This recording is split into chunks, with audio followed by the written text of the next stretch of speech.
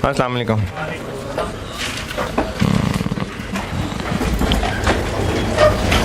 दुरूद शरीफ पढ़ लें।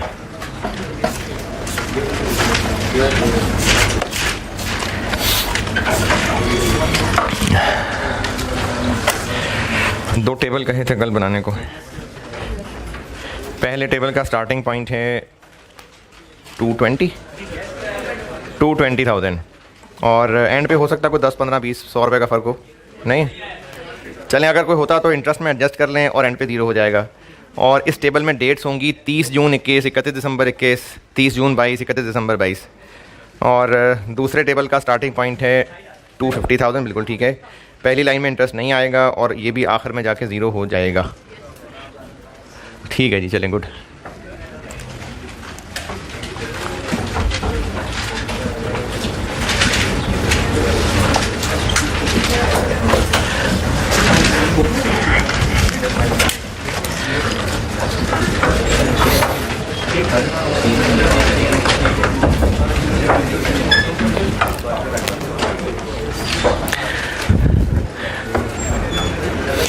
फाइनेंसर लेसर की इनकम स्टेटमेंट में क्या क्या आएगा?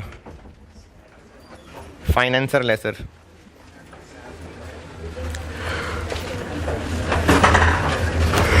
जी, फाइनेंसर लेसर की इनकम स्टेटमेंट में क्या क्या आएगा? इंटरेस्ट इनकम आएगी, बिल्कुल सही है। तो इसकी इनकम स्टेटमेंट के अंदर इंटरेस्ट इनकम आएगी और रेंट इनकम भी आएगी। रेंट इनकम भी आएगी। वो ऑपरेटिंग लीज में थी, फाइनेंस लीज में तो लेसर की इनकम है ही इंटरेस्ट इनकम। और क्या आएगा? और इसके एसओसीआई में क्या आएगा? आईडीसी, ये कहाँ बताया मैंने? नहीं, आईडीसी दिया आएगा। और कौन सा प्रॉफिट एंड लॉस? हाँ बिल्कुल ठीक है, शाबाश। वो जो इनिशियल रिकग्निशन के ऊपर अगर पुराना बेचा था तो ठीक है। नॉर्मली बस यही आएगा, नॉर्मली यही होता है बस। अच्छा जी, और अगर एसओसीआई हो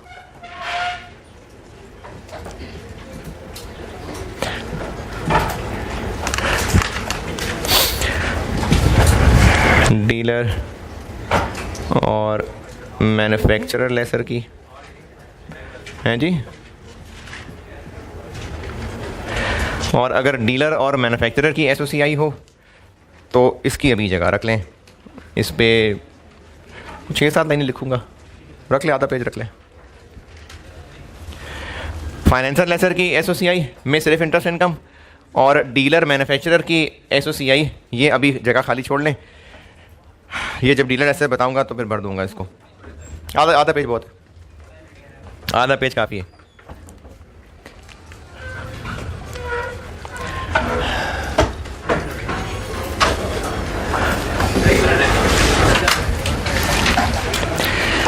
एसओएफपी सबके लिए एक जैसी है, यानी एसओएफपी के लिए ये अलग अलग करने की ज़रूरत नहीं है कि फाइनेंसर लेसर है या डीलर मैन्युफैक्चरर है। एसओएफपी सबके लिए एक है। अच्छा, एसओएफपी ना, ये आप अभी नोट मत करिएगा। एसओएफपी आप अभी नोट मत करिएगा। पूरा पेज तकरीबन लगाऊंगा मैं इस पर, लेकिन मैं उसको टुकड़ों टुकड़ों में भरूंगा। तो इसलिए आप पहले सब सुने जो मैं बता रहा हूँ। जब कहूँगा एसओएफपी नोट करना फिर करना, अभी एसओएफपी नोट ना करना है।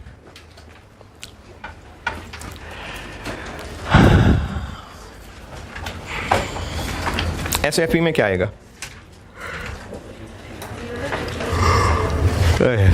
एसओएफपी में क्या आएगा? रिसीवेबल आएगा। और नहीं, कैश का, ये एक्सट्रैक्ट्स के सवालों में ना कैश का बैलेंस नहीं होता, क्योंकि पता नहीं कैश का कितना बैलेंस है। लीज रिसीवेबल आएगा, बिल्कुल ठीक है। करंट में, नॉन करंट में हैं? दोनों में, करंट में। अच्छा, अगर एक लोन लिया हुआ है बिजनेस ने जो कि 10 साल बाद वापस करना है तो current liability, non current liability?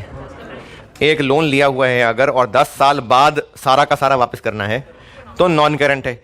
लेकिन अगर थोड़ा थोड़ा हर साल वापस करते जाना है तो करंट नॉन करंट दोनों टुकड़े करने पड़ते हैं। इसी तरह ये जो लीज रिसीवेबल है ये सारा का सारा 5 साल बाद ही मिलेगा, नहीं हर साल मिल रहा है थोड़ा थोड़ा। तो जब हर साल रिकवरी होती जा रही है तो लीज रिसीवेबल एसओएफपी में करंट में भी आएगा, नॉन करंट में भी आएगा।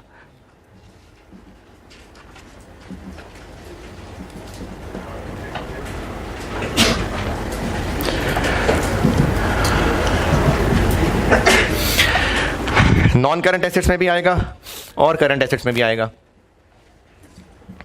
लीज रिसीवेबल का वर्ड लिख सकते हैं, ये भी सही है। इसकी जगह एक और वर्ड बताया था मैंने, नेट इन्वेस्टमेंट इन लीज, ये भी सही है। लीज रिसीवेबल भी सही है। वैसे जो ऑफिशियल वर्ड है ना इसका, वो नेट इन्वेस्टमेंट इन लीज है। यानी जो लेसर्स अपनी फाइनेंशियल स्टेटमेंट्स में दिखा रहे होते हैं वो लीज रिसीवेबल का वर्ड नहीं यूज़ कर रहे होते, वो नेट इन्वेस्टमेंट इन लीज का वर्ड यूज़ कर रहे होते हैं। लेकिन लीज रिसीवेबल भी ठीक है। तो lease receivable current non current दोनों में आएगा। करंट में कितना, नॉन करंट में कितना, इस पे करते हैं बात।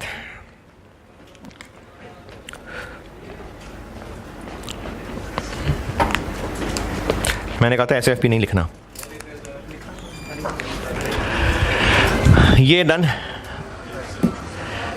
ये नोटेड। इसके लिए आधा पेज रख लें। वैसे तो 6-7 लाइनें आएंगी, बहुत है, लेकिन ठीक है आधा पेज। एसओसीआई फाइनेंशियल लेसर बस इतना ही होता है नॉर्मली, और डीलर मैन्युफैक्चरर में यहाँ मैंने लिखनी है बाद में लाइनें। और एसओएफपी सब लेसर्स के लिए एक ही है। लेकिन जो लोग बाद में आए हैं, एसओएफपी अभी नोट मत करना, मुझे पहले इसको पूरा भर लेने देना, उसके बाद एसओएफपी नोट करना। अभी बस समझें बात। अच्छा, अब इनकी करते हैं प्रैक्टिस, और ये मैं आपको समझाता हूँ। 4 सवाल हैं आपके सामने। 2 कल बोर्ड पे किए थे और 2 आप में से कुछ लोगों ने होमवर्क में किए होंगे। पहला और तीसरा समझाता हूँ। पहले की मुझे फिगर्स लिखवा दें।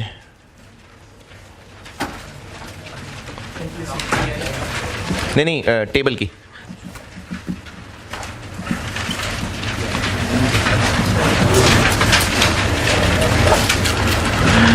टेबल की फिगर्स बस। 31 दिसंबर 21, 240,000, 24, 75713, 188, 287। ये 4 मिसालें हो गई ना, तो इन 4 मिसालों से समझा रहा हूँ मैं इनको। एग्जाम्पल 1 2 3 4 कह देता हूँ ताकि रेफर कर रहा हूँ। तो 31 दिसंबर 22, 31 दिसंबर 23 और 31 दिसंबर 24। 188, 29, 75713, 131, 403, 131, 40, 75713, 688, 30, 6883, 75713, 0।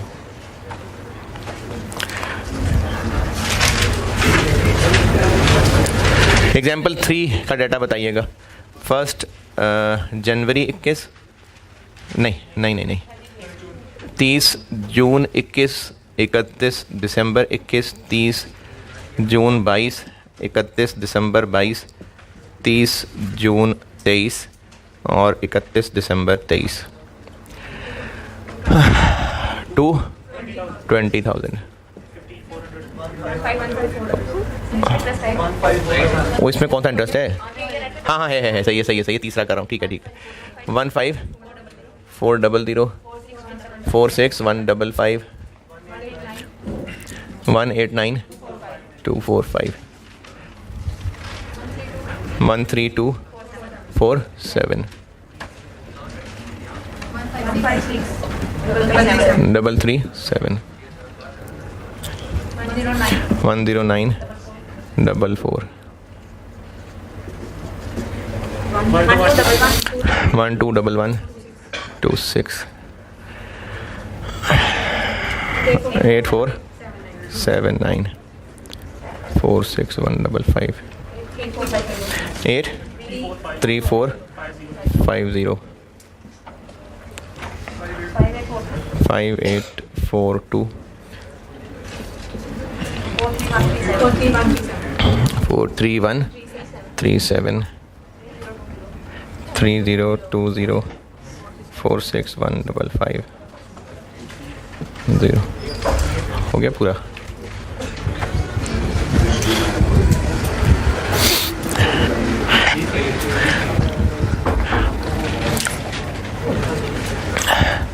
चलें अब जरा ध्यान से होश से बात सुनिएगा। अगर 2021, ये मैं काला वाला सवाल कह रहा हूं पहले, अगर 2021 की इनकम स्टेटमेंट बन रही है तो इंटरेस्ट इनकम कितनी आएगी? 2021 का सवाल कर रहे हैं। 2021 काले वाले क्वेश्चन में 2021 की इनकम स्टेटमेंट बना रहे हैं तो इनकम स्टेटमेंट इंटरेस्ट इनकम कितनी आएगी? है जी, किसका इंटरेस्ट का टोटल? 2021 की इनकम स्टेटमेंट कह रहा हूं, 24,000। ये 2021 का इंटरेस्ट है ना, तो 24,000। अच्छा, 2023 की इनकम स्टेटमेंट बना रहे हैं, 13,140। जाग रहे हैं? ठीक है, काला वाला सवाल। अच्छा, नीला वाला सवाल, 2021 की इनकम स्टेटमेंट बनानी है, तो इन दोनों को ऐड कर लेंगे, क्योंकि ये 2021 के पहले 6 महीने का है और ये उनके अगले 6 महीने का है। तो 2021 का इंटरेस्ट इनकम ये है, 2022 की इनकम स्टेटमेंट बना रहे हैं, तो इन दोनों को ऐड कर लेंगे। इनकम स्टेटमेंट ओके, पक्की बात है? सबको बता रहा हूं, दाढ़ी वाले भी, बगैर दाढ़ी वाले, सबको बता रहा हूं। 2022 की इनकम स्टेटमेंट में क्या आएगा? वो सबसे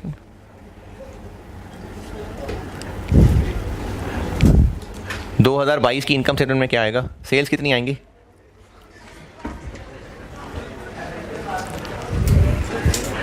दो 2022 की इनकम स्टेटमेंट में सेल्स कितनी आएंगी?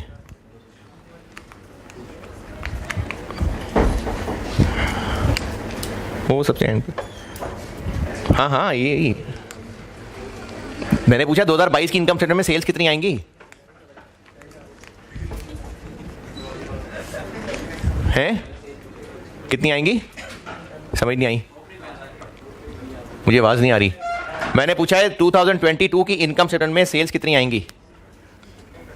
ओपनिंग बैलेंस आएगा और परचेजेस कितनी आएंगे? हैं? हाँ, इंटरेस्ट इनकम कितनी आएगी? 2022 में इंटरेस्ट इनकम कितनी आएगी, ये बता दो। अरे आपसे पूछ रहा हूँ ना, दांत उंगलियां चबाए जा रहा है दांत में, वो जो सेंटर में बैठा हुआ है। हाँ हाँ हाँ, 2 दफा तो कह चुका। हाँ, यही 2022 की इंटरेस्ट इनकम पूछ रहा हूँ बेटे।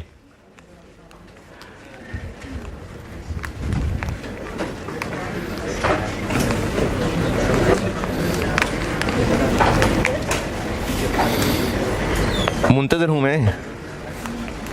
नहीं, चलो ठीक, कोई बात। 2023 की इनकम स्टेटमेंट में इंटरेस्ट इनकम कितनी आएगी? इन दोनों को ऐड कर लेंगे। ये दोनों सवाल ओके। बैलेंस शीट समझाता हूं। पहले ये काला वाला सवाल देखते हैं। अगर 2021 का सवाल हुआ तो 2021 में ईयर एंड पे लीज रिसीवेबल का बैलेंस कितना है? ये काले वाले सवाल की बात कर रहा हूं। पहले 2021 के ईयर एंड पे लीज रिसीवेबल का बैलेंस कितना है? हाँ बिल्कुल ठीक है। तो इसमें हम यहां करें और ये ईयर एंड का बैलेंस है। जब ये ईयर एंड का बैलेंस है तो उसको एसओएफपी में दिखाना है, लेकिन इसको हमने तोड़ना है। तोड़ना है करंट नॉन करंट में। करंट पोर्शन क्या चीज होती है? किसी भी रिसीवेबल का जो अगले साल के अंदर रिसीव हो जाएगा। तो अगले साल कितना रिसीव हो जाएगा? हाँ, सवाल दोबारा। अच्छा, ये जो इनकम स्टेटमेंट और बैलेंस शीट समझा रहा हूँ ना, खास तौर पे बैलेंस शीट, ये बेटे बड़ी मेहनत वाली बात है। बिल्कुल इस वक्त नहीं है, लेकिन मैं कोशिश कर रहा हूँ जान लगाने की। इसको समझें, साथ साथ सबसे बात कर रहा हूँ। 2021 का अगर सवाल हो एसओएफपी का, तो रिसीवेबल का बैलेंस है कितना 2021? अब मैंने पूछा है कि इसको करंट नॉन करंट में तोड़ना है। 188,287 ये हमारा रिसीवेबल है, इसको करंट नॉन करंट में तोड़ना है। तो करंट पोर्शन किसी भी रिसीवेबल का क्या हुआ करता है? जो अगले साल में पैसा मिल जाएगा। तो अगले साल में कितना पैसा मिल जाएगा? 75। तो इसको करंट एसेट में लिख दूं? नहीं, इंटरेस्ट भी है तो होता रहे। नहीं तो इंटरेस्ट भी है तो क्या हुआ? तो सही है। हाँ हाँ, लेकिन अगले साल तो मिलना इतना है 75। ये जो हमने करंट पोर्शन लिखना होता है किसी भी रिसीवेबल का, कि अगले 12 महीने में हमें कितनी रिकवरी हो जाएगी। तो क्या ऐसा है कि अगले साल में और क्या क्या ट्रांजैक्शंस होंगी, फिर और पैसा वहां से भी आएगा, फिर और चीजें बिकेंगी, फिर और पैसा आएगा, फिर बहुत सारा पैसा आएगा, तो वो सारा पैसा सोच सोच के हम करंट एसेट में लिख देंगे है? अगले साल को सोचना शुरू कर देंगे और क्या क्या होगा अगले साल। तो फिर करंट पोर्शन में क्या लिखना है? इसमें से अगले साल कितना मिलेगा, क्योंकि इस वक्त हमारा रिसीवेबल 188 है। हमने जो इसको तोड़ना है ना, तो इसको तोड़ना है, हमने ये बात करनी है कि इस में से अगले 12 महीने में कितना मिलेगा। अब ये जो अगले 12 महीने में मिलेगा 75713, तो अगले साल का इंटरेस्ट भी तो पड़ जाएगा ना। जैसे देखें हर साल में इंटरेस्ट पड़ रहा है, तो इंटरेस्ट पड़ रहा है, पैसे मिल रहे हैं, तो जो पैसे मिल रहे हैं इसमें प्रिंसिपल भी होता है और इंटरेस्ट भी होता है। तो जब ये दूसरे साल वाला 75 मिलेगा तो उसमें ये भी तो होगा। तो अगर इस 75713 में इंटरेस्ट होगा 18829, तो प्रिंसिपल कितना होगा 56884। इस 18827 में से अगले साल कितनी रिकवरी होनी है? ये इसमें से नहीं है रिकवरी, क्योंकि इसमें तो अगले साल का इंटरेस्ट भी और आ जाएगा। तो इसमें इसके अगेंस्ट इतना रिकवर होगा, तभी तो आप 188 में से 56884 माइनस करिए, देखिए क्या बना 131। यानी ये जो अभी इस वक्त 188 रिसीवेबल है, अगले साल इसमें से कितना मिल जाएगा, इसमें से कितना मिल जाएगा, बाकी इसमें से कितना रह जाएगा, तो ये वही 131 है जो अगले साल के एंड पे रिसीवेबल में से बच गया होगा। तो हमने 188 के 2 टुकड़े करने, तो 188 के जब 2 टुकड़े करेंगे तो करंट एसेट्स में 7173 आएगा, नहीं 56884 आएगा, और इसमें से इतना अगले साल मिल जाएगा। तो बाकी कैसे दिस माइनस दिस 131403। ये बात आई समझ? अच्छा, अब ये समझाने में तो चलो सही है, समझ भी आ जाए, बात अच्छी बात है, लेकिन मैं इसका ना फार्मूला बना देता हूं ताकि आप याद कर लें और सवाल याददाश्त पे हो जाएं। तो इसका फार्मूला बना देता हूं। क्या जी मैं बना रहा हूं कि लीज रिसीवेबल का जो नॉन करंट में पोर्शन लिखा करेंगे वो हुआ करेगा क्लोजिंग बैलेंस इन लीज नहीं of next year in lease schedule. ये मैंने नॉन करंट पोर्शन के लिए एक फार्मूला बना दिया कि आप जब भी सवाल बैलेंस शीट का करें और उसमें नॉन करंट एसेट्स में लीज रिसीवेबल लिखना हो तो क्या किया करेंगे, जो लीज स्केड्यूल की वर्किंग की होगी, सबसे पहले तो ना इसमें ईयर एंड डिवाइडर लगा लें। यानी सबसे पहले तो आप ये पहचान लें कि हम खड़े कहां हैं, क्या हो चुका और क्या होना है। तो अगर 2021 का सवाल है तो हम कहां खड़े हैं, यही जो मैंने लाइन लगाई है, क्योंकि 22 तो उसके बाद है। अब जब आपने लाइन लगा दी तो फिर आपने अगले ईयर में झांकना है, अगले ईयर में क्लोजिंग कितना रह गया, तो इसको 21 में नॉन करंट में लिख देंगे। दोबारा जिस साल का भी सवाल कर रहे होंगे, लीज स्केड्यूल तो बनाया ही होगा, उसमें आप पहले डिवाइड कर लें कि हम इस वक्त कहां खड़े हैं। तो 2021 का सवाल है तो हम यहां खड़े हैं, यहां खड़े हैं, बैलेंस है ये, लेकिन इसमें से नॉन करंट करंट तोड़ना है। तो इसमें से नॉन करंट में क्या लिखना है, उसका तरीका यह है कि आपने अगले साल में झांकना है और अगले साल का जो क्लोजिंग रह गया होगा उसको लिख देंगे नॉन करंट में और बाकी को करंट में। तो बाकी कैसे निकालें, फिर माइनस करके। तो करंट में आ जाएगा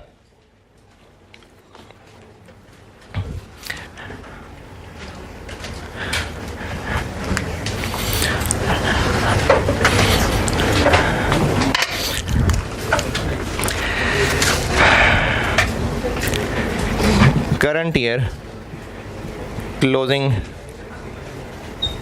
लेजर अकाउंट बैलेंस। अब ये लेजर अकाउंट बैलेंस कहां से आ गया, इस सवाल में तो मसला नहीं है, दूसरे और चौथे में आएगा।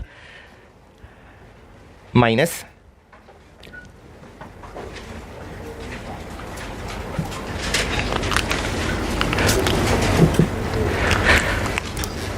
ये क्या चीज है, ये जो ऊपर लिखा है। तो एसओएफपी के सवाल में लीज रिसीवेबल आएगा और वो भी करंट नॉन करंट में तोड़ के। अच्छा, अब जब करंट नॉन करंट में तोड़ेंगे तो उसके लिए फार्मूला स्टूडेंट्स के लिए मैंने ये बना दिया कि जिस साल का सवाल है लीज स्केड्यूल के अंदर वहां एंड पे खड़े होकर देखें और अगले अकाउंटिंग ईयर में झांकें। तो अगले अकाउंटिंग ईयर का जो क्लोजिंग बैलेंस है उसको लिख दें नॉन करंट में, और बाकी किस में से, बाकी इस ईयर का बैलेंस और वो जो नॉन करंट तोड़ के लिखा है इनका डिफरेंस करंट में लिखते हैं। तो अगर इसी काले वाले सवाल की बात करें तो 2022 की बैलेंस शीट में करंट नॉन करंट देखें, अभी फौरन बोलना नहीं, पहले सारे सोच लें। 2022 का सवाल कर रहे हुए अगर 2022 का सवाल कर रहे हुए तो करंट नॉन करंट अभी फौरन बोलना नहीं है, पहले सोच लें सारे।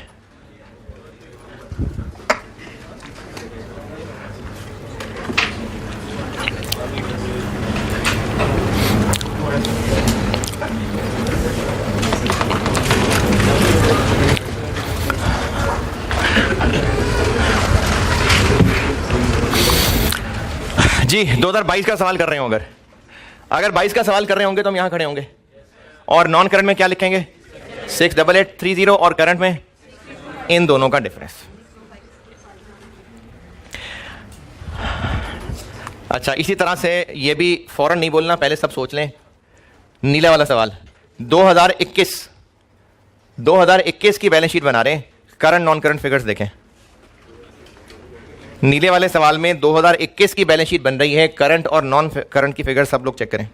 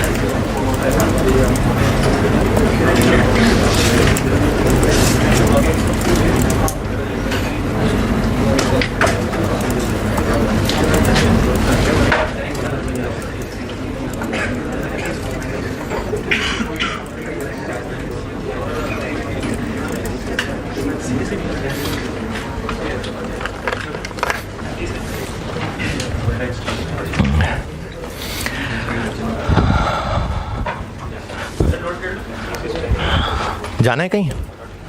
हाँ तो ठहर जाए ना। 2021 की बैलेंस शीट में नीला वाला सवाल,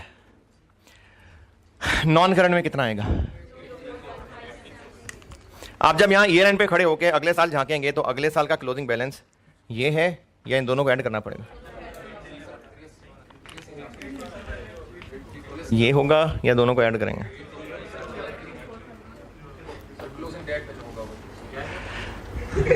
वेरी गुड क्वेश्चन।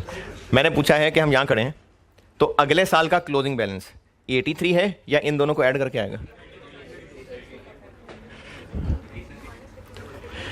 83 है, बैलेंस को नहीं ऐड करते। यानी अगर 100 रुपए थे उसमें से 20 रुपए खर्च हो गए तो 80 रुपए रह गए, तो टोटल 180 रुपए रह गए। नहीं, 100 में से 80 रह गए तो इतना था, अब इसमें से फिर इतना रह जाएगा। तो अगले साल का क्लोजिंग ये होगा। तो नॉन करंट में कितना लिखेंगे? 83। और करंट में किसका डिफरेंस? ये इसका और इसका डिफरेंस। ठीक है, तो एसओएफपी एसओसीआई ओके डन? नहीं, आज चलें, आपको जल्दी है वो लिख लें। नहीं लिखें अब आप ये लिख लें, क्योंकि अब जो मैंने मजीद बताना है वो उसके नीचे लिखूंगा। एसओएफपी में यही है, लेकिन मैंने आपको ना इसके लिए फार्मूला बना के देना है कि ईयर एंड लेजर बैलेंस कैसे निकलेगा, तो इसके लिए एक फार्मूला बना के दूंगा, वो तो अब इसके आगे ही चलेगा। तो एसओएफपी में जो लिखना था लिख दिया, अभी इसके लिए फार्मूला बना दूंगा और एक नोट और लिखवाना होगा। है छोड़ना किसके लिए? किसके लिए है? अरे वो तो पुरानी बात हो गई। अच्छा, सारे लोग एक वक्त में होश में नहीं होते, दोबारा बताता हूं। एक्सट्रैक्ट्स ऑफ एसओसीआई और एक्सट्रैक्ट्स ऑफ एसओएफपी पढ़ा रहा हूं मैं।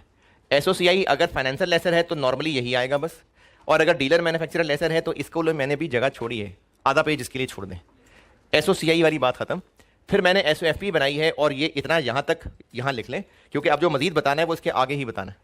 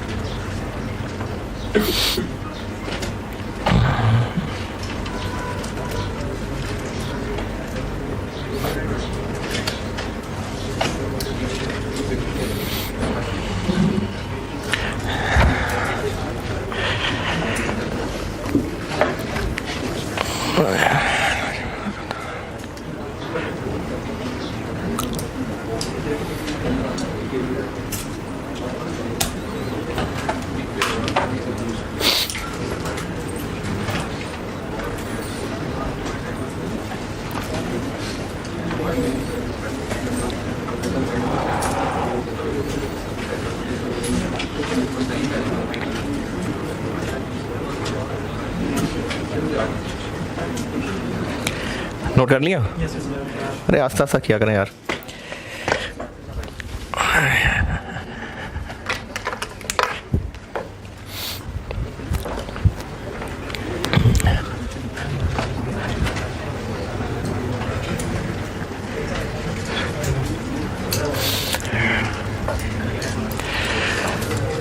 अच्छा, इसमें एक सवाल आता है अक्सर, हर दफ़ा ही तकरीबन जब भी ये पढ़ाता हूँ, ये सिर्फ प्रिंसिपल है या इसमें इंटरेस्ट भी शामिल हो गया? अच्छा, ये 188 इंटरेस्ट शामिल हो गया इसमें? क्यों शामिल हो गया? इसमें इंटरेस्ट भी शामिल हो चुका है या जस्ट प्रिंसिपल है?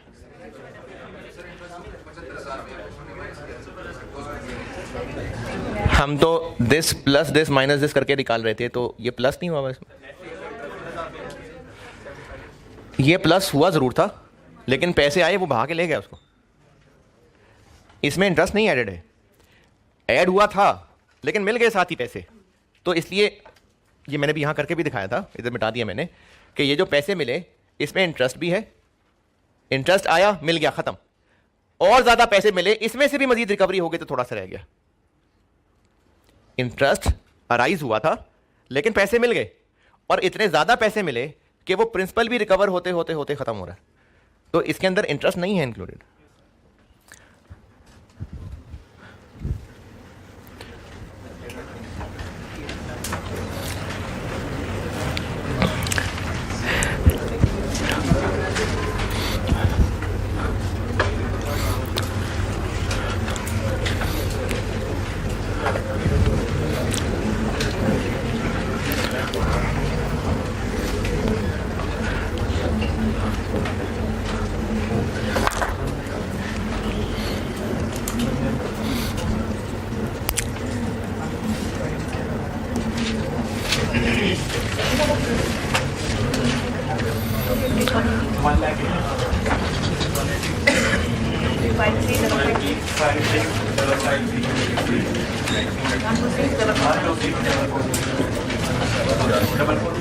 डबल 4 3 है,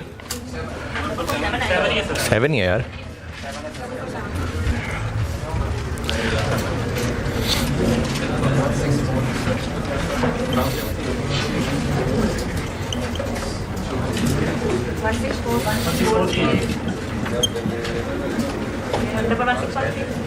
Six one.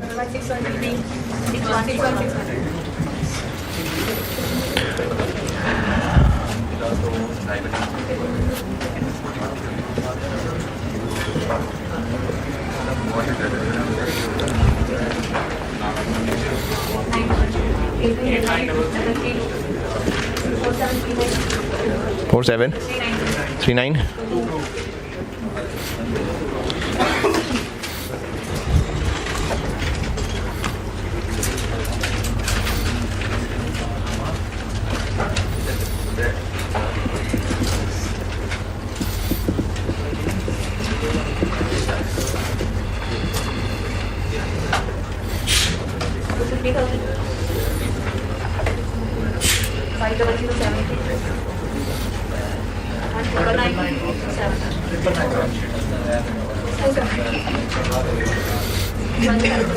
1 5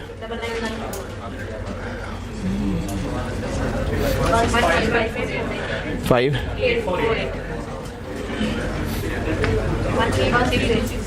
1 3 1 2 9 1 0 3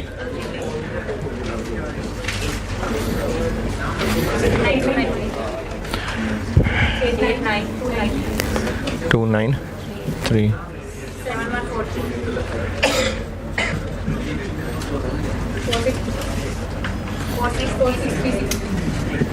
3 6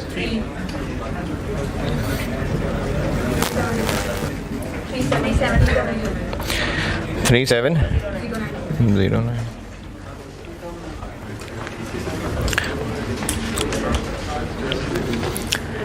पहले इनकम स्टेटमेंट करते हैं।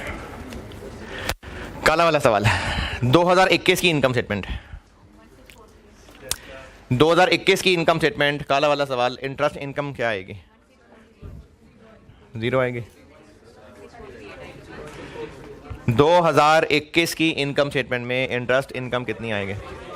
16,438। क्योंकि कल एंट्रीज कराते हुए भी बताया था कि ये इंटरेस्ट गुजरे हुए पीरियड का होता है। बेशक यहां आपको लिखा 1 जनवरी 22 में नजर आ रहा है, लेकिन ये गुजरे हुए 12 महीने हैं। कौन से गुजरे हुए 12 महीने? तभी तो 2021 मैंने एंट्री इसकी कल 31 दिसंबर 21 की डेट में की थी।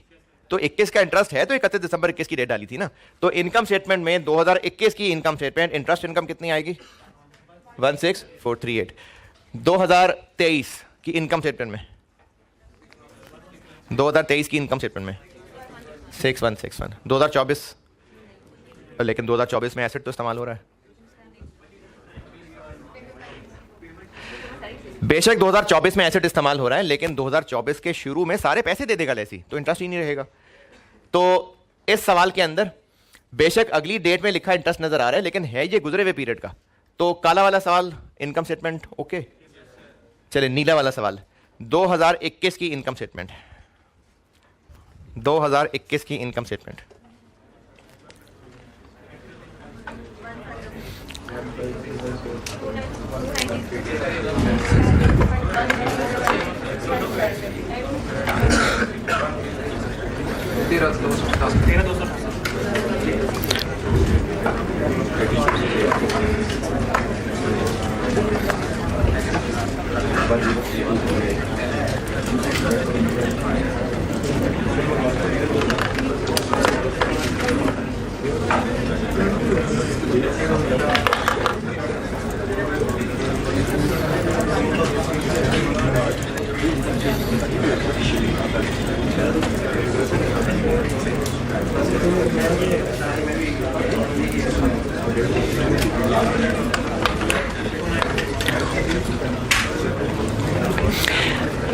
जी 2021 की इनकम स्टेटमेंट,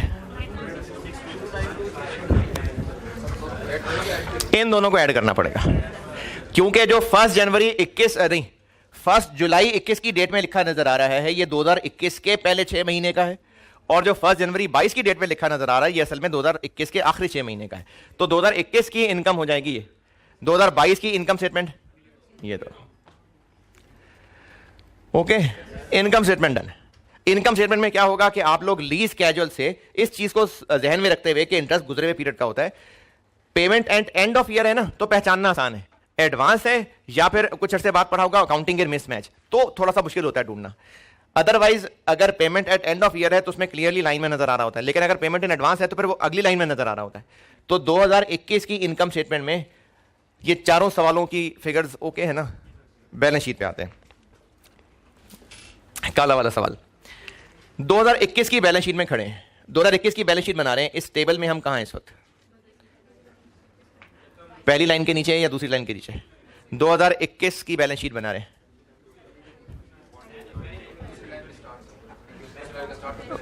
देखो स्टार्ट एंड नहीं है, या तो लाइन से ऊपर है नीचे। 2021 बैलेंस शीट बना रहे हैं हम। इस टेबल में हम कहां हैं इस वक्त? हम यहां खड़े हैं।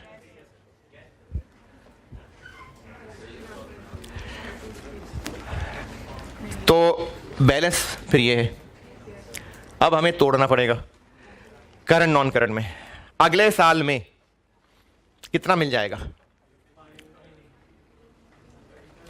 वही जैसे पहले सिखा रहा था कि अगर बैलेंस है 126,447, तो अगले साल हमें इसके अगेंस्ट कितना रिकवर हो जाएगा? अगले साल इसके अगेंस्ट कितनी रिकवरी हो जाएगी?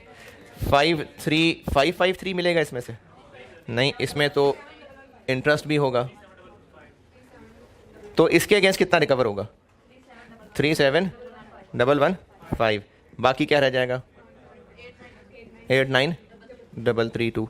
तो जो अभी तक सिखाया 2021 की बैलेंस शीट बनाते हुए नॉन करंट में क्या दिखाएं और करंट में 37,115। पहले यहां तक बताएं, किसी को कोई एतराज? हाँ जी, नहीं ये गलत है। अच्छा, क्या गलती है?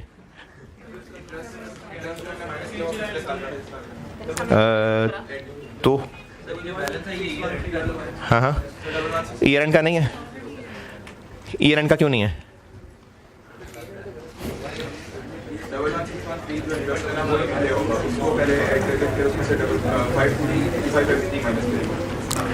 यानी आप कह रहे हैं कि हम जब SOFP बनाएं तो 126,447 में से करंट पोर्शन हम 53,553 दिखाएं, ये कह रहे हैं?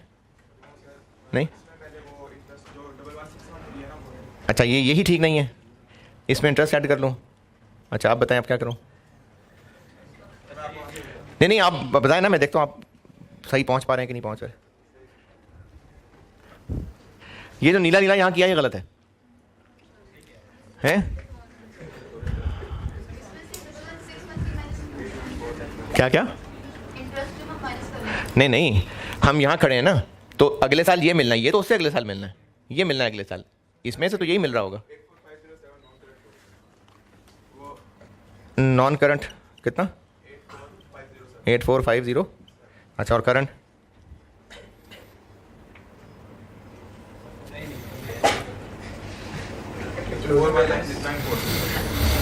नहीं। हाँ जी, और कोई? मैं तो बता ही दूंगा, और कोई? जी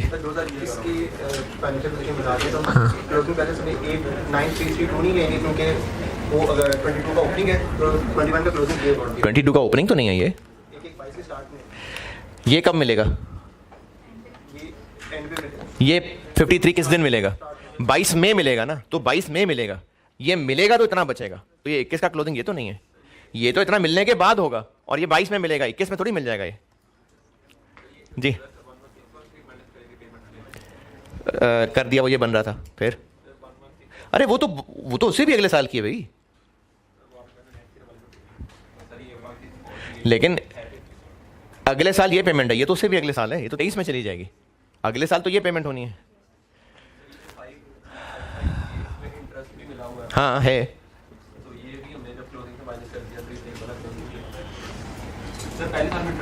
यानी ये 126 गलत है, आप ये कह रहे हैं, तो सही क्या है? क्या? अच्छा, ये जो बाकी लोगों को लग रहा है कि टाइम जाया करना है, पर पॉइंट बात बता दें, बता दूंगा। अभी जो जिनसे पूछ रहा हूं तो इसलिए पूछ रहा होता हूं कि दिमाग इस्तेमाल करें, अकल लगाएं, चीजें सोचें। आप बोलिए क्या कह रही है? हाँ नहीं, ये मैंने तो इसमें से माइनस किया है, देखो इसमें इंटरेस्ट है ना। इस 53,000 में ये 16 शामिल है कि नहीं है ना, तो इसको माइनस करके बाकी प्रिंसिपल पोर्शन ही दिख रहा हूं ना यहाँ, ये तो हो गया बना भाई। हम बात कर रहे हैं करंट पोर्शन की कि अगले साल कितना मिलेगा, तो अगले साल तो ये मिलेगा, ये थोड़ी, ये तो मिल गया हुआ, तो ये जो अगले साल मिलेगा इसमें तो यही इंटरेस्ट शामिल होगा, ये तो उससे भी अगले साल चली जाएगी बात। जी हम जी जी बैलेंस 180 है और इसका इंटरेस्ट इसी साल का 16,430 है, वो ऐड करके 53,553 माइनस करेंगे, हमारे पास रिसीवेबल है कितना? वो होगा सही क्लोजिंग, ये कह रहे हैं आप? अच्छा क्यों? नहीं, मैंने तो this plus this minus this कहा था, तो अभी भी यही कह रहा हूँ, this plus this minus this.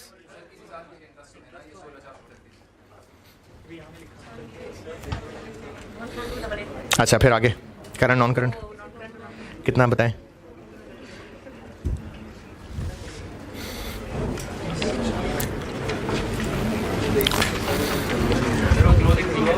है जी,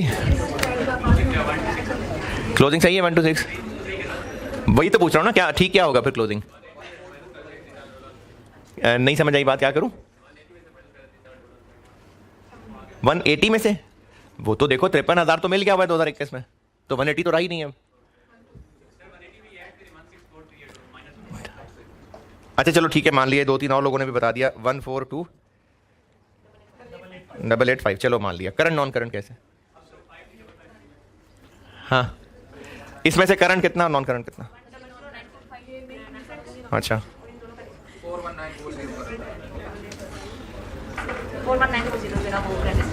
अच्छा चले मैं बताता हूँ जी। आधी आधी बात ठीक हो जाती है, उसके बाद गलत हो जाता है।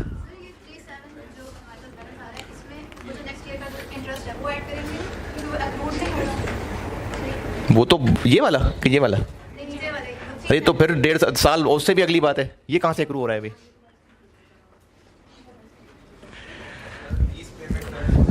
हैं? क्यों? जो इंटरेस्ट है वो पिछले साल से रिलेटेड है और इस साल का इंटरेस्ट अगले साल में रिसीव है। हाँ, इसलिए वो अगले साल में रिसीव। अच्छा, और वैसे असल क्लोजिंग बैलेंस कितना है? नहीं, आप तो नॉन करंट पोर्शन बता रहे हैं। ठीक है, शाबाश, सही कह रहे हो। हाँ जी, उधर हाथ उठा था कोई। यानी इसमें से ये माइनस ही कर दें? ये तो और ही ज़्यादा नेगेटिव कर देंगे आप। क्या इसमें शामिल है जो माइनस कर दें? अच्छा चलें, ठीक है, एक स्टूडेंट ने सही बता दिया, बाकी भी ये काफ़ी हद तक सही कोशिश कर रहे थे। मैं समझाता हूँ।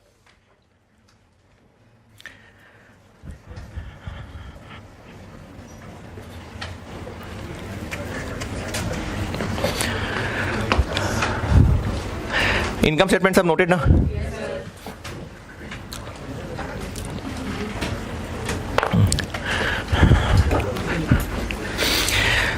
अच्छा, मैं कह भी नहीं रहा कि आपने टी अकाउंट बनाना होगा, और बनाना होता भी नहीं है, लेकिन सिर्फ एक चीज समझाना चाह रहा हूं, इसलिए बना के दे रहा हूं। ये काले वाले सवाल करना, टी अकाउंट बना रहा हूं। 2021 क्या क्या डेबिट क्रेडिट हुआ? बल्कि उससे पहले सवाल का बनाता हूं। पहला वाला सवाल, पहला वाला एग्जाम्पल 1। 2021 में क्या क्या डेबिट क्रेडिट हुआ?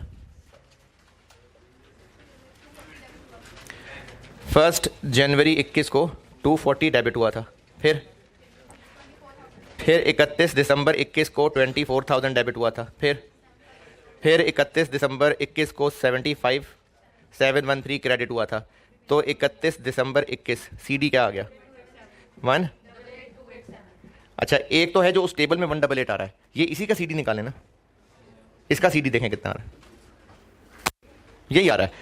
जो एग्जाम्पल 1 की थी ना, यार सबसे बात कर रहा हूं, ये जो एग्जाम्पल 1 की थी, बैलेंस शीट में फिगर्स कहां से आती हैं? एसओएफपी में फिगर्स कहां से आती हैं? ट्रायल से। ट्रायल में कहां से आती हैं? तो यकीनन यहां का सीडी होगा तो ट्रायल में जाएगा, तो वहां से आगे एससीएफपी में जाना है। तो 2021 एग्जाम्पल 1, इतना पहले दिन डेबिट हुआ था, इतना साल के एंड पे और डेबिट हुआ था, इतना क्रेडिट, तो अकाउंट का सीडी बैलेंस इतना आ रहा था, और जो हमने लीज कैजुअल की वर्किंग की है उसमें भी यही आ रहा था। लेकिन अब जब मैं एग्जाम्पल 2 सॉल्व करूंगा तो 2021 में देखें क्या क्या एंट्रीज हुई हैं। 1 जनवरी 21 को 180, फिर दोबारा 1 जनवरी 21 को 53, फिर 31 दिसंबर 21 को इंटरेस्ट की एंट्री की है 16। अब सीडी देखें कितना, 142,885। ये है असल में 2021 का रिसीवेबल। ये जो हम टेबल बनाते हैं ना, ये तो सिर्फ लीज की पेमेंट्स को हमने इंटरेस्ट वगैरह कैलकुलेशन के लिए ये काम किया हुआ है, ये कोई लेजर नहीं बना हुआ। बैलेंस शीट में तो बुक्स का बैलेंस जाना है, तो लीज रिसीवेबल के अकाउंट के अंदर इस वक्त 126 नहीं आ रहा, ये आ रहा है। तो करंट नॉन करंट में किसको तोड़ना है? इसको तोड़ना है। इसमें से अगले 12 महीने में कितना मिल जाएगा?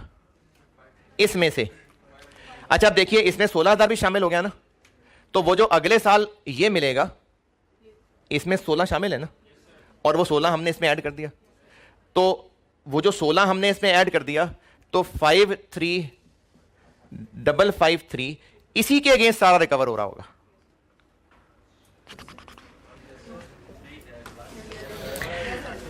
ईयर एंड पे जब हमने इंटरेस्ट को लीज रिसीवेबल का हिस्सा बना दिया, रिसीवेबल में ये भी डेबिट कर दिया, तो अब जब कल को ये 53 मिलेगा तो इसमें 16,000 भी मिल रहा है और प्रिंसिपल भी मिल रहा है, तो 16,000 हमने इसमें शामिल कर दिया हुआ है, तो वो जो इसमें शामिल कर दिया हुआ है वो भी रिकवर हो रहा है और बाकी प्रिंसिपल भी रिकवर हो रहा है, यानी ये 53,000 सारा का सारा इसी में से रिकवर हो रहा है। तो करंट पोर्शन में क्या आएगा? यही आएगा 53,553। तो इसमें से, यार नहीं आ रही समझ?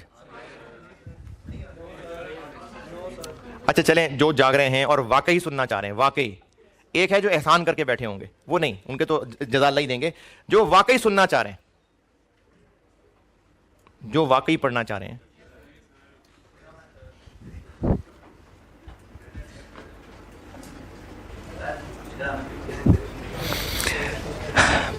ये जो 142 है, इसमें इस 180,000 जो कि प्रिंसिपल था उसका भी बचा हुआ बैलेंस इसके अंदर आ रहा है, और ये 16 भी इसमें ऐड हो गया हुआ है ना। ये जो 53,000 है इसमें क्या क्या ब्रेकअप है, इसमें इंटरेस्ट के नाम का मिलना है इतना और बाकी प्रिंसिपल मिलना है। तो ये दोनों चीजें क्या इसके अंदर नहीं है, तो इस 142 ही के अगेंस्ट 53 रिसीव होगा। अभी भी नहीं? अच्छा नहीं तो कोई बात नहीं, फार्मूला है। आपसे ये थोड़ी सवाल आएगा कि वो जो किया था उसको एक्सप्लेन करें, आपको तो कैलकुलेट करना होगा। नहीं समझ आ रहा तो ठीक है, कोई बात नहीं। तो इस 142 के अगेंस्ट अगले 12 महीने में कितनी रिकवरी हो जानी है? 53। बाकी कितना रह जाएगा, कैसे निकालें? इसमें से इसको माइनस कर दें, 89, वो यही है।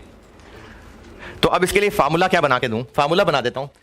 ये तो ऐसे ही रहेगा, ये तो ठीक बन गया हुआ है। ये क्या किया हमने, जहां खड़े हैं उससे अगले साल में झांके, अगला क्लोजिंग कितना है? 89। ये 89 नॉन करंट में आ जाएगा। ठीक है, चाहे पेमेंट इन एडवांस है चाहे पेमेंट इन एरियर्स है, ये ऐसे ही रहेगा कि जहां हम खड़े हैं लीज कैजुअल में अगले ईयर का क्लोजिंग देखना है, वो नॉन करंट में लिख देना है। करंट पोर्शन में क्या आना है? 53। तो इसके लिए क्या याद रख लें? हाँ, वो यही सोच रहा था कि लीज पेमेंट, लेकिन नहीं, ऐसा नहीं है। अभी चल जाएगा, लेकिन जब अकाउंटिंग का मिसमैच वाला सवाल आएगा तो फिर ये वाला तुक्का नहीं चलेगा। तो उसके लिए फिर मैंने फार्मूला बना दिया, ये क्या, लेजर का बैलेंस। लेजर का बैलेंस यानी ये लीज कैजुअल में आने वाला बैलेंस नहीं, लेजर का बैलेंस, क्योंकि असल में ये है जो हमारा रिसीवेबल है, इसमें से ये अलग दिखा दिया तो बाकी करंट में। तो इसलिए मैंने कहा है current year closing ledger account balance, इसमें से ये माइनस करेंगे तो बाकी करंट आएगा। अच्छा, अगला मसला कि क्या हमें लेजर बनाना पड़ा करेगा, उसका भी हल बता देता हूं, देख लें। अगर आपको वो काम का हल लगे तो आप वैसे ही कर लीजिएगा। अब मैं आपको ना ये जो क्लोजिंग लेजर का बैलेंस है ये निकालना सिखाने लगा।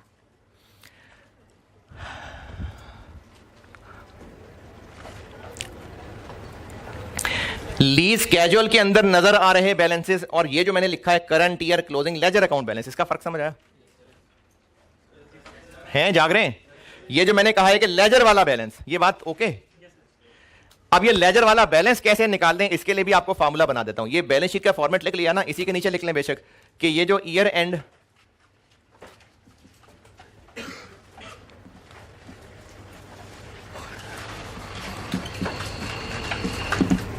कि ये हम सवाल में कैसे निकालें। तो इसका जवाब ये है कि आप लीज कैजुअल तो बना ही रहे हैं, तो आपने करना ये है कि आपने lease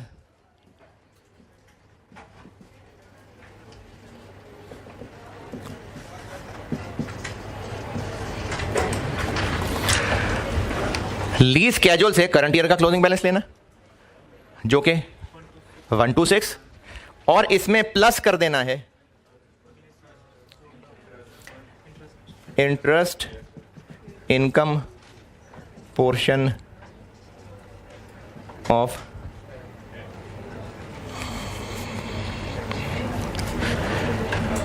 for the year portion taken from next years line. ये क्या चीज लिखी मैंने? 2021 का इनकम स्टेटमेंट बना रहे होते तो उसमें इंटरेस्ट इनकम कितनी दिखाते? 2021 की इनकम स्टेटमेंट बना रहे होते तो 2021 की इनकम स्टेटमेंट बनाने के लिए वो जो अगली लाइन से उठा रहे हैं वो है वहां ऐड करना। जिस साल से मैं बता कह रहा हूं, करंट पोर्शन में क्या लिखना है? जागे जागे, करंट पोर्शन में क्या लिखना है? जो इस साल का जो लेजर का बैलेंस है, जो कि मैंने आपको ही बना के दिखाया है, उसमें से नॉन करंट पोर्शन माइनस कर लें। अब रही बात कि लेजर बैलेंस कैसे निकालेंगे, तो क्या टी अकाउंट बनाना पड़ेगा? जो बनाना चाहता है बिल्कुल बना ले, बिल्कुल सही है, जो सीडी बैलेंस निकलेगा वो आ जाएगा। लेकिन अगर ये नहीं बनाना चाह रहे तो उसका हल बता रहा हूं कि हम ये लेजर बैलेंस कैसे निकालें। तो उसका हल ये बता रहा हूं कि लीज कैजुअल तो बहरहाल बनाया ही होगा, तो जिस साल के एंड पे हम खड़े हैं वो लीज कैजुअल वाला बैलेंस ले लें और उसमें क्या प्लस कर लें कि अगर इस साल की इनकम स्टेटमेंट बनाते और उसमें जो इंटरेस्ट इनकम दिखाते तो क्या उसके लिए अगली लाइन से कोई फिगर उठाते? तो वो जो फिगर अगली लाइन से उठाते ये वो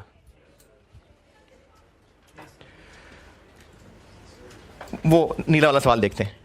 2021 की बैलेंस शीट बना रहे हैं, कहां खड़े हैं इधर? 2021 की बैलेंस शीट बना रहे हैं, कहां खड़े होंगे? यहां खड़े होंगे। एसओएफपी नॉन करंट पोर्शन क्या लिखेंगे? एसओएफपी में नॉन करंट पोर्शन ये नॉन करंट में लिखेंगे। करंट में क्या लिखेंगे? करंट ईयर लेजर बैलेंस कितना होगा? 165 प्लस 2021 का सवाल होता तो इनकम स्टेटमेंट में इंटरेस्ट इनकम कितनी जाती? 2021 के सवाल में ये जाती ना। तो इसके लिए अगली लाइन से क्या उठा रहे हैं? ये साथ ऐड करें,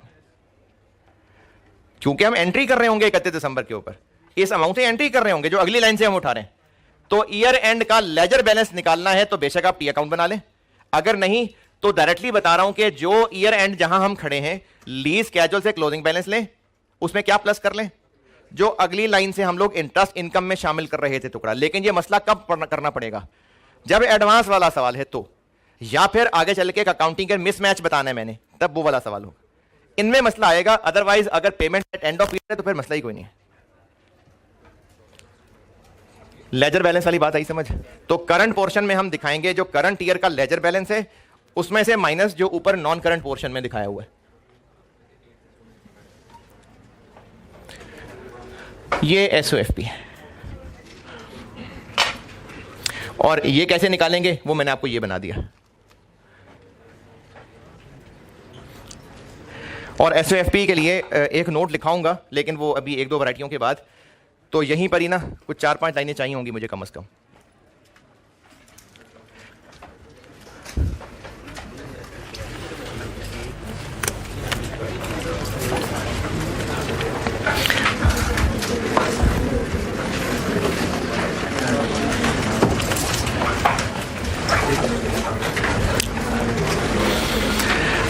अच्छा, अगर पेपर में टाइम कम है और आपके पास 2 सवाल हैं, दोनों में से कोई एक कर सकते हैं, और दोनों में तकरीबन टाइम बराबर लगेगा, कौन सा सवाल करेंगे? आते दोनों ही हैं जिसके नंबर ज्यादा होंगे, क्योंकि आपको पास होने के लिए उन सवालों को प्रेफर करना है जो ज्यादा मार्क्स गेन कर सकें। क़यामत के दिन जब रिजल्ट निकलेगा तो जो पास होगा उसको रिजल्ट कार्ड मिलेगा सीधे हाथ में, और जो फेल होगा उसको रिजल्ट कार्ड मिलेगा बाएं हाथ में।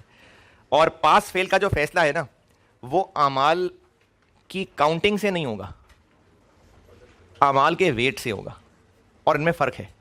यानी अगर बज़ाहिर एक छोटा सा अमल है, इनफैक्ट एक ही अमल है, लेकिन वो वज़न में इतना भारी है तो वो पलड़ा झुक जाएगा। और किसी के हो सकता है अमाल बहुत ज़्यादा हो लेकिन वज़न हल्का हो, तो वो फिर वैल्यू क्रिएट नहीं कर सकेंगे। तो आखिरत में जो अमाल हैं वो तोले जाने हैं, गिने नहीं जाने। तो उस पर कोशिश क्या हो कि वो अमाल हो ज़्यादा से ज़्यादा जिनकी क्वांटिटी ज़्यादा हो, या वेट भी मैक्सिमाइज करना है।